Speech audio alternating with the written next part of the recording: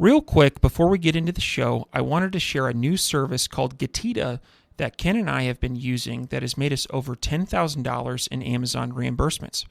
The service requires no monthly subscription, and Getita collects a small percentage of the money they recover for you.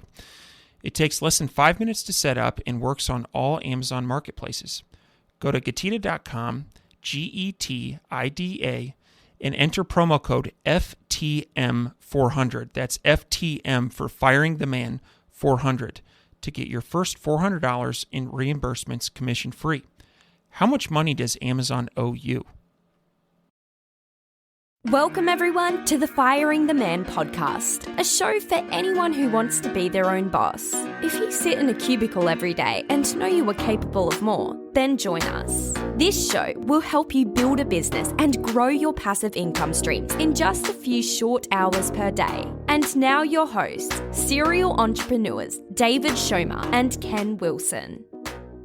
Welcome, everyone, to the Firing the Man podcast. On today's episode, we are joined by Ben Leonard for a second time. For those of you that missed it, we interviewed Ben back in the summer of 2021 on episode 73, where he told the story of starting, growing, and eventually exiting his private label brand, Beast Gear. Since then, Ben has started an e-commerce focused consulting company, Benleonard.pro, as well as a brokerage that helps e-commerce companies bring their brands to market and maximize value. On today's interview, we are going to dive deep into some of the major changes in the e-commerce market and what strategies are going to work in 2023 and beyond. Welcome to the show, Ben. It's good to be here. Thanks for having me, David. Hey, Ken, as well. Good to be back. Absolutely. So for those of our listeners that did not tune in to the first interview, can you share a little bit about yourself and your path in the e-commerce world? Sure. Slightly unconventional route into e-commerce. So I'm here in Northeast Scotland, where I live just south of a town called Aberdeen, which is the oil town in Scotland. It's kind of like the Houston of the UK. So I got into the oil industry. It wasn't something I ever really intended to do. My background is ecology. I'm a marine ecologist. And so my role in the oil industry was to tell the oil guys and the engineers that they couldn't throw chemicals in the sea. So I helped those guys to comply with the regulations. And sometimes they didn't like that very much, but I was trying to help. Then 2016, or actually it was late 2015, I got quite sick with a heart condition, and I'm fine now. But for 6, maybe 9 months, I was signed up work, couldn't do my fitness hobbies while I recovered. I had to take all the drugs. And so I was pretty miserable. And I needed something to do and something to distract myself. And I hit upon this idea of starting a fitness equipment brand and selling the products into gyms. And it was while I was developing my first product that I realized that that was a stupid idea. And actually, I should sell the products to people like me on the internet. So I had this idea to do it through my own website, and I discovered this thing called Shopify that let idiots like me build websites. And then I found out that when I was buying stuff off Amazon, I wasn't buying it from Jeff. I was buying it from other people like me, and I could an FBA account. And about 3 years later, the business was doing $6 million a year in sales. By this point, I quit my job and I sold that business. It was the first European e-commerce brand to be bought by one of the new aggregators that emerged at the time. So that was the slightly unconventional route. That's awesome. I really like your story, Ben. It's kind of like, it was like a whole career change and like starting something new and then growing it to a Goliath and capitalizing on it. It's like what everybody's after. And so I really like the story. Thanks for sharing. And thanks for coming back on the show. Excited to have you back on. As David mentioned earlier, it's been 2021 is the last time we chatted. And so very different landscape in e-commerce in 2021 to 2023. Can you maybe hit on some topics of like what's changed since then? What should people be focusing on, and kind of what's the atmosphere look like right now? Yeah, absolutely. So clearly some pretty major things happened, right? I guess when we spoke, it would have been kind of in the middle of the pandemic. And depending on when we spoke, it might have been when a lot of e-commerce business owners were very happy, or shortly after that, when a lot of e-commerce business owners were definitely not very happy. Let's assume we spoke, but things were looking pretty good because everybody was buying stuff online, everybody's sales were going crazy. Shortly after that, everything majorly shut down in China. So we had the issues of, well, where's our supply coming from? And the shipping prices rocketed. So suddenly our margins were absolutely tanked. So from a selling perspective, things have been pretty hard since that time. Things are getting significantly better now. For instance, factories are typically open again. Shipping prices have come right back down. Competition competition continues to rise. What's great is the more and more people are becoming entrepreneurs. I think that's awesome. Like entrepreneurship used to be weird and now it's like a desirable vocation. It's like a sexy thing, mostly thanks to like celebrity entrepreneurs, I guess, people like Elon Musk. But that means that there's more competition for us as e-commerce entrepreneurs. There's more and more people coming in all the time, and it's getting harder and harder for us on platforms like Amazon. Most people listening, probably Amazon's their main sales channel. And, Amazon is harder now. It's harder to get reviews. It's harder to rank. It's much more of a pay to play platform. And it used to be like you'd hear the latest hype on a podcast, you'd read about it in a Facebook group, you'd go and implement that, and you'd be ahead of your competition for a few months until that hack got shut down. But that's not really happening anymore because the loopholes are shut. Everybody's aware of all of these hacks. Now, really what's winning on Amazon and e-commerce generally is building a real brand, building something that looks and feels and behaves like a legitimate consumer packaged goods brand. Some people have been doing that from the start. That's always the approach I took because I didn't plan to just sell on Amazon. I planned to build a fitness brand, right? And when you take that approach, you're building something with legs, something that's sustainable, something that's going to last. And that's how you're going to win. So if you're taking that approach, you're going to be all right. It is much harder. Fees, for instance, are way higher across the board on Amazon. So, he who invests in brand wins. Really, that's where I think the answer lies. I would agree with all of those changes that you brought up, and some things that we're definitely experiencing in our business is that pricing pressure and margin compression. March 1st, FBA fees went up, and there seems to be, it used to be long-term storage fees. Now we have a 9-month storage fee, and prices haven't moved a whole lot. We keep looking to our competitors to adjust prices up to adjust, and it's a challenge. And so with these things that we pointed out, what does the entrepreneur do? Do they stay on Amazon? Do they build a lifeboat in the form of a D2C website, or maybe explore something like Walmart? What is the entrepreneur? What do you think? I think you do quite a few things. So I'll start with the obvious, which is directly to do with the price on Amazon. Let's play with that and let's test that. Hopefully pretty obvious and people have been doing that. I'm a big fan of raising prices. And if you have built a brand that provides a high quality product and actually develops a relationship with your customer off of Amazon, whether that's your email marketing, your chatbots, your social media, you have them subscribe to your YouTube channel. Hey, they're even subscribed to a podcast that you're doing about knitting because you got a knitting brand or whatever it might be.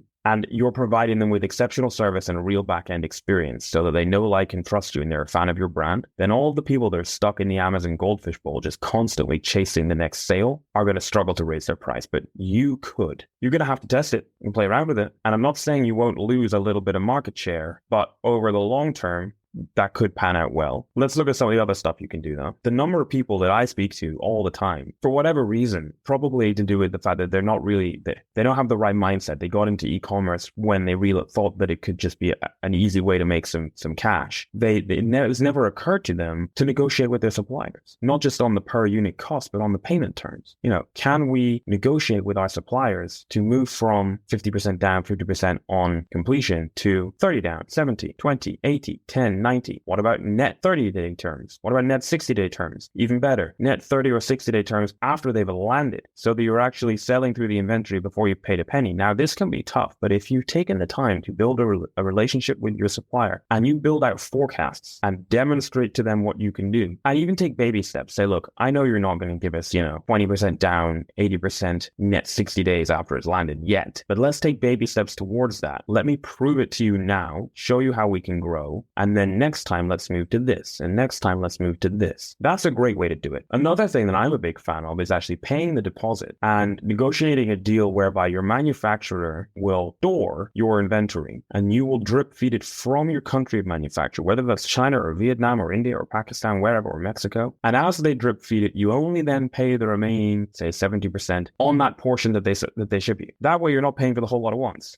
Lots of things you can do here. How about we think about how to change our packaging so that our product is smaller? How about we think about using 3PL? Are we using software like SoStock so that we're tracking our inventory and we're not overpaying on fees? There's a lot of things that you can do which you'd be surprised your competitors aren't doing, which will then allow you to actually, if you're not going to increase your price, get a bigger margin at the same price and then invest more in PPC and crush them that way. The sky is not falling. It pays to be an optimist, and I agree with you on that. A follow-up question on the branding piece. There is probably somebody listening right now that has a brand that maybe they sourced on Alibaba, but haven't put they have a product and they're selling it. And they're likely saying, well, sure, I would love to have daily social media posts and a YouTube channel and a podcast and all types of ways to engage my customers. But I'm a solopreneur and I have a limited amount of time and I have a limited amount of capital. And so for somebody who is wanting to step up their game on the branding side of things, what are some, I don't want to say easy, but economical in terms of time input and capital input that you think moves the needle? First of all, I would say make sure that you understand your customer. And ideally, you're already going to understand your customer because hopefully you are your customer or someone in your organization is your customer. And if you're not your customer, go and do some work to understand your customer and build a customer avatar and make sure that your brand reflects who your customer is, but also who they aspire to be. First of all, what are the things that I only have to do once? So the obvious ones are the things that everybody's talking about all the time. Improve your listings for conversions clearly. But then let's just take an example, right, of something that I used to do. And I spoke about this last week in London at Seller Sessions Live. I say used to. I still do this. I would have URLs and QR codes within my packaging, on an insert or on the packaging, saying to my customer, here's where to get the user guide. They would follow that and land in a messenger chatbot, which people think are dead. They're not dead. They're phenomenal. It's just that people only used them for rebates in like 2019, and they didn't think of using them to build relationships. So they land in my chatbot where, as promised, I give them a link to go and get the user guide. The user guide is hosted on my website. So they're subscribed to my chatbot now where I can deliver them value, like once a week, send them a helpful article about whatever subject matter my brand deals in. That can be automated. So you do it once, it's done, and it can be cheap. They get the user guide on my website. If I want to, I could put it behind an email gate so I can get their email address. Now, that's going to decrease conversions because there's a bit more resistance there to putting in an email address, but presumably they really want the guide so they know how to use your product. So you could try that. Again, you don't have to build that form once. Now I can email market them all with automated flows that I don't have to make once relatively cheaply. These email marketing platforms, the pricing scales as you add more email addresses. So it starts off pretty cheap, to be honest. And by the time you're doing lots of these, you can afford it because you got all the customers. Then within the same chatbot flow, I'm going to offer them a discount, perhaps on Amazon or perhaps on my website, drive them there where they're going to get helpful content that I'm producing that I only have to produce once. It's evergreen. All these things you only really have to do once. I'm sorry to ramble on, but I'll give you one more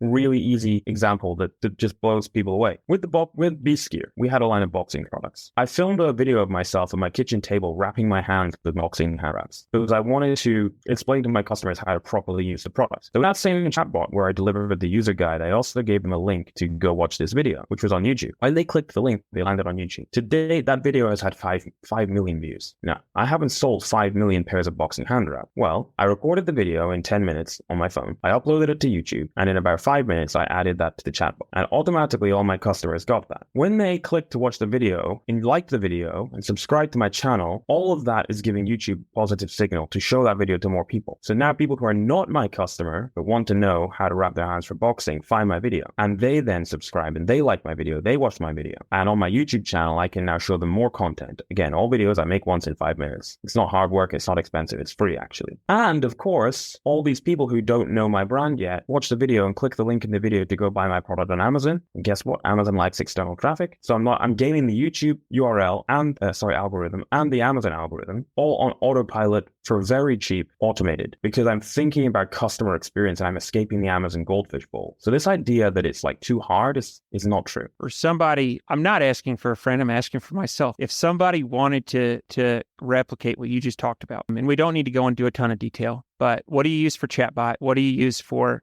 what should they tools? I can tell people a really easy way to learn. Just go to Benleonard.pro/tips, and there's a free ebook and a 30-minute video that explains some of the stuff there. But I'll still directly answer your question, right? The first chatbot tool that I used to use was called Seller Chatbot. It was the first chatbot tool developed for e-commerce sellers, specifically Amazon. Unfortunately, it doesn't exist anymore. Good news is the ManyChat is great. I use ManyChat. Email marketing, I use Klaviyo. Plenty of other good ones as well. I'm just a big fan of Klaviyo. I've always use it. I don't think I'll ever move. YouTube is YouTube, right? I have a whole bunch of other nimble, automated and semi-automated strategies that people can use to build relationships. And some of it, even the semi-automated parts that require humans, you can pay somebody in another economy in the world what is for them a very good salary that can support them and their extended family. And for you is cheap. So everybody wins. I do that. I have a team in the Philippines, and it's fantastic because I've worked with some of those guys since 2017, and we have an amazing relationship. They work incredibly hard. I'm able to pay them really well and look after them and their families. But for my economy, it's cheap. So people should consider that. It really makes a difference. Yeah, absolutely. So to kind of touch on, so Ben, whenever we have on experienced, successful entrepreneurs such as yourself, I always like to pull out as much information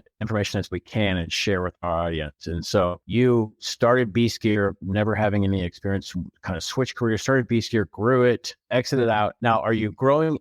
Have you started another brand? And if you have, what have you applied to the other brand that you learned from B-Skier that's also worked? Kind of share with everybody, hey, this system, you just took a system from one, plugged it into the next, and is that working? And can you share what it is? Absolutely. So I own two brands. I have minority equity and a couple of others as a consultant. So one of the brands that I own hasn't launched yet. It will launch on Kickstarter later this year, but I'll still share with you what I've learned there because it's quite kind of interesting. That brand is a brand that I could not have started. It's a brand of parent and baby products. And I'm not ready yet, but when I am, I'm going to be fully transparent about it. Like, I believe that anyone who is coming on podcasts or positioning themselves in the e-commerce space as an expert has like a duty to share what they're doing. And I'm a bit suspicious of anyone who's not, which is why I talk openly about B-Skier all the time. This brand, when we launch, I'm going to go completely public with it, an open book, in two ways. One, because it's great content to make parents who I want to buy the products interested. And two, because I want to share what I learn with the e-commerce community. And even if the brand fails, well, that's still great learning content, I think, right? It doesn't make me a failure. It just means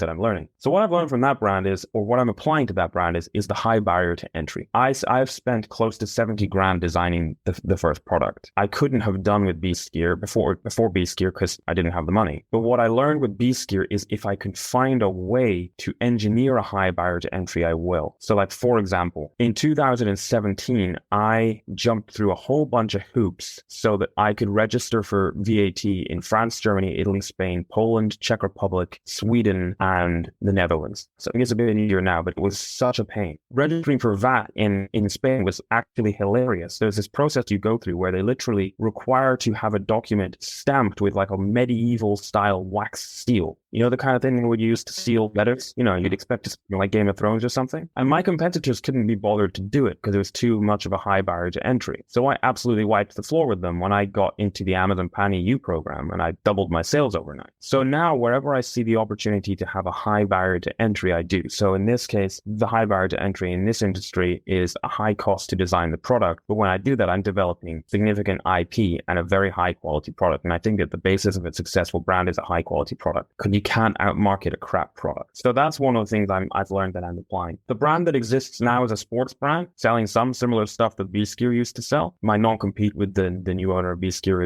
is over. And so we're applying many things that we learned, things that I learned from B-Skier that I wish I'd done at the start, such as the benefits of really building deep relationships with your customers and turning them into affiliate and micro-influencers. You know, Taldini, who wrote Influence, one of his principles of influence is this idea of unity, this idea that people connect better with people who are like them and buy from them. That's why micro-influencers work better than celebrities. So our social media feeds are just full of real, normal, average Joes using our product. Gives us free content and makes other people want to buy from us. So that's worked really well. I have a follow-up question on the user-generated content. So I would imagine that there's some sort of offer, whether that be discounts or free product. So what is your offer, and how are you communicating with these people to get that user-generated content? So for a minority of people, we're approaching them and offering them a free product. And I would say that's not user-generated content. I'd call that influencer-generated content because they're not a genuine customer. But the majority is just customers. People post about your product because they're proud to be seen with it. And people post on social media because they want attention. So within our products, on our inserts, we do say, hey, look, if you post, the best post wins a prize every month. But actually, we don't even need to do that because people are happy to just post. And why do people post? They want attention. So when the brand that they posted about then pays them personal attention, like literally in the DMs, which is what we do, they're blown away. And we brand put the picture up a bit, we repost it, we tag them. They're excited to be tagged by this brand. They're getting even more attention. In the DMs, they'll do anything we want. They'll go and leave us a review, and we'll have a nice conversation. We'll actually pay real, genuine attention to them. We'll ask them how they're doing. We'll say, hey, I noticed you were in San Francisco last week. That's my favorite city in the US, blah, blah, blah. How's your training going? Or how's your knitting going? Or I hope you managed to change the wheels on your skateboard with our new wheels that we sold you, whatever it is. And people are blown away. And then what we do is we save each post, say it's Instagram, right, to a collection. And then 2 months later, we're launching a new product. We come back to our collection, click on each post, click on the username, spark the conversation up again. Hey, Dave, it's been a couple months. How are you getting on? Loved your video the other day of you running in the park with your dog. That was hilarious. They love it, right? You build up some rapport. We're launching our new product. Would you like a discount? Of course they would. You give them the keywords. They go search, find, buy it. You track it in a Google Sheet. Free, cheap launch with a review that's going to stick because you've taken the time to build a relationship and your competitors are stuck in the Amazon goldfish. Now, I know that somebody listening right now is saying, but Ben, that doesn't scale. It does. I've done it. I've done it when we've been doing $6 million a year in sales. It does scale. All you do is you build SOPs and templates and give them to a team and instructions. And it completely works. You just have to press no attention to Benleonard.pro/tips. I'm not this free, like not charging for it. Awesome. We'll post a link to that in the show notes. One follow-up question, and this has to do with international marketplaces. What are your thoughts on Amazon's international marketplaces? And, specifically in the UK, that's your home base. What are your thoughts there relative to the US? And if there's any you'd stay away from, love to hear that as well. Let's assume that you're selling in the US and you're doing pretty well. Say you're turning over half or even 100 grand. Once things are taken over and you've got it relatively dialed in, provided you have the cash flow to support it, obviously, and it's not going to distract you from your bread and butter and everything, you've got everything nailed and things aren't going to fall to bits once you start looking at something else, you should expand internationally. The first place I would go to is Canada, because from the US, it's really easy. And generally speaking, Canada is going to get you an extra 5 to 10%, depending on your category, of whatever you're already doing in the US. If you're doing $500,000 in the US, pretty reliably, you turn on Canada, you start storing inventory in Canada, you're going to do another 50 grand. Why not do that? It's so easy. Then I would be going to the UK because it's an English-speaking marketplace. You don't really have to go to very much effort at all to get there. You're going to have to register for VAT and jump through the legislatory hoops and the regulatory hoops, but there are plenty of organizations that can help you do that. I would also get into mainland Europe because guess what? It's a barrier to entry. I talk to people all the time and you haven't expanded to Europe yet. And like, well, it just seems like quite a lot of effort. I'm like, yeah, of course it's a lot of effort. Like entrepreneurship involves effort. This isn't a side hustle. Like take this seriously. I call it treating your business with the respect it deserves. It's a real business. So go to the effort, because if your competitors aren't, then you should. So yeah, expand internationally. And while you're at it, get on more channels, right? You don't have an Amazon business because you're not Jeff. In fact, I don't think Jeff has a business anymore, but whatever. He's probably still got a ton of shares. So yeah, get onto other channels. Now it's important to think about what channels are right for you. Is Walmart right for you? Don't know. Try it and see. What about Faire? Don't know if you're familiar with Faire. The Faire. It's really kind of cool. It's particularly good for handicraft and homeware kind of things. It's like a wholesale platform. So you'll put your inventory there, and Bob, who owns a little store in Nebraska, can go on Faire and order 100 units from you and stock them in his shop. It's pretty cool. And there's another one similar to it called Tundra. I've worked with clients who have managed to get their stuff on Costco's website. It's done well, and Costco then placed enormous orders to test it out in their Costco's in Texas. And that went well. So then they went across the whole of the country. And the brand, that was like bonkers. And then it was, right, we're going to stock it in our European stores as well. So you never know what might happen when you try a new channel or get into a new territory. No, it's excellent advice. And I would like just to highlight for all the listeners, Ben made a comment, is like when someone says, oh, that takes work. Yeah, it does. And those are the people that choose to do that are the people that are successful. And the people that choose to not do that are the people that you'll beat. Just wanted to highlight that. I want to touch on M&A a little bit. So it's been a couple of years since we've had you on, Ben, and you've got your hands in M&A quite a bit. And so what does M&A look like in the e-commerce space? From 2021 when we last chatted, it was like full steam ahead. We had aggregators everywhere taking over the world. And now in 2023, what does the space look like? Yeah, so let's kind of deconstruct it a little bit. I like to think that there are kind of two comings of the aggregators, right? There's like 2018 to 21, we'll say, right? And then 2022 to present. And so the first coming of the aggregators, the first part of the first coming of the aggregators, right? I would say was 2018 to kind of 2020, the start of the pandemic, right? they were buying basically everything, but more or less at about 3 to 4x. But a lot of people with pretty crappy businesses were able to sell them. These guys were well-funded, fairly arrogantly believed that these businesses they're not real businesses, they're just selling crap on Amazon. Like, we'll just roll these up and make bank, right? The business model was cash flow arbitrage, wasn't it? It was buy these businesses at a low multiple. Together, they're worth more than the sum of their parts anyway. So the moment they buy them, they've like tripled or quadrupled the multiple. But also, we're going to benefit from economies of scale and improve operational efficiencies to improve the EBITDA. Wonderful. On paper, that works. And on paper, it kind of wasn't working. Then the pandemic hit. Multiples went absolutely bananas. And we saw people with really very poor businesses selling them for absolutely incredible multiples. And a lot of terrible business owners got very rich. And good on them, right? I don't blame them. It's fantastic. What they were doing was buying absolutely anything and seeing what would stick. Capital was so cheap. They just wanted to rapidly grow their portfolio. Unfortunately, though, the aggregators had a lack of foresight. They failed to realize that these are real businesses that require serious operational capability. And they failed to hire the talent who could actually run the things. They also bought a lot of businesses which worked in the old environment. Easier to rank, easier to get reviews, less competition, more loopholes and hacks, PPC way cheaper. But now in the new environment, those businesses, which I was going to call them brands there, but many of them weren't even brands, right? They were just mishmash of stuff, just didn't work. And the wheels completely fell off. And the lack of operational capability and the lack of, look at some of the nimble things I just spoke about involving chatbots and email marketing, YouTube, the DMs, podcasts. They're not doing any of that. So all the stuff that the owner might have put together, ask me how I know, they just stop doing. And then they wonder why the brand tanks, right? Then, of course, with what has happened through the second half of the pandemic and following that pandemic, the macro economic environment completely changed. Investors got very, very spooked. And many of the aggregators completely pulled back on acquisitions, buying basically nothing. In fact, several of the top old school aggregators completely got rid of their entire M&A teams because they needed to get their shit together internally, improve operational capability, strip out tons of ASINs that weren't making sense, and get their act together. I'm pleased to say things are looking up. A lot of the aggregators have got themselves in a much better spot. They're still not perfect. They're still never going to run the things as well as individuals do, I don't think. But there's also some really great newer aggregators who are not financial guys who raised money. They're e-commerce guys who raised money, and they get it, and they know what they're doing. We've also seen people who never thought they would be aggregators become aggregators, agencies, for instance, who really know what they're doing and realize we could buy these. That would make a lot of sense for us. So now where we are is this.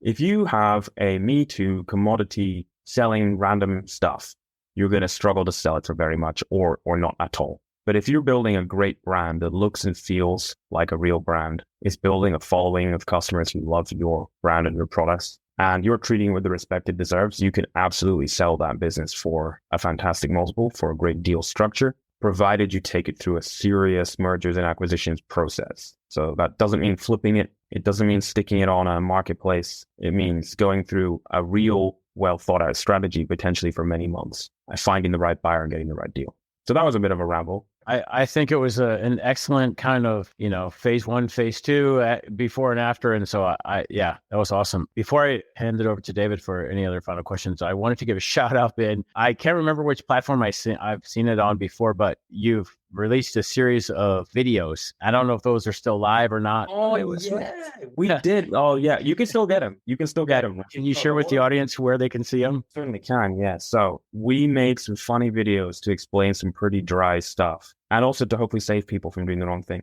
If you go to eCombrokers.co.uk/movie, you can see these little video clips. Each one's like a minute long, and then there's like a little Hollywood style trailer. I encourage you to watch them all because they're good fun, starring yours truly and some people who are better at acting than me. Yeah, eCombrokers.co.uk/movie. That's awesome. Yeah. If you're listening to this, wait till you stop driving. Go watch those. They're hilarious. Awesome. David, over to you for any final questions. Yeah, we've talked about Benleonard.pro.